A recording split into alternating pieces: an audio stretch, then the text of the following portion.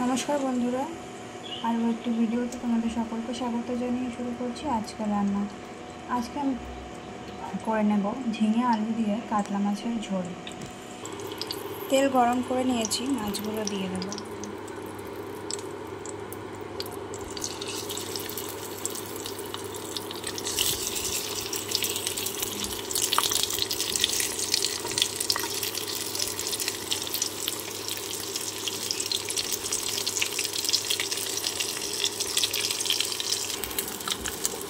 মাছগুলো উল্টে দেব।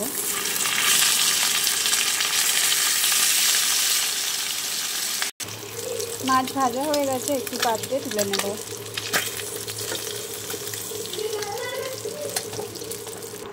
একই তেলে দিয়ে দেব কেটে রাখা আলু আর ঝিঙে। দিয়ে দিচ্ছি পরিমাণ মতো নুন।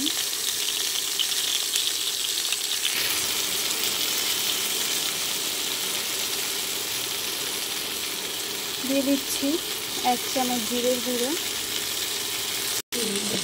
চেরা লঙ্কা,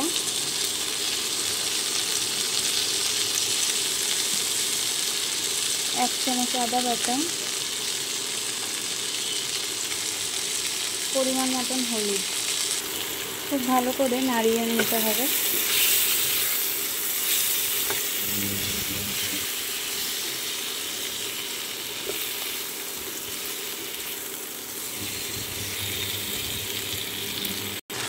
মশলাগুলো খুব ভালো করে কষানো হয়ে গেছে, দিয়ে দেবো পরিমাণ মতন জল।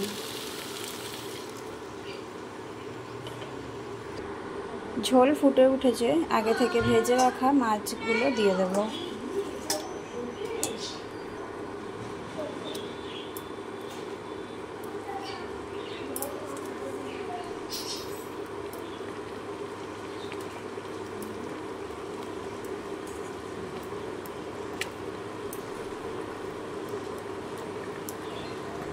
আট থেকে 10 মিনিট ফুটিয়ে নিলেই তৈরি হয়ে যাবে ঝিঙে আলু দিয়ে কাতলা মাছের ঝোল।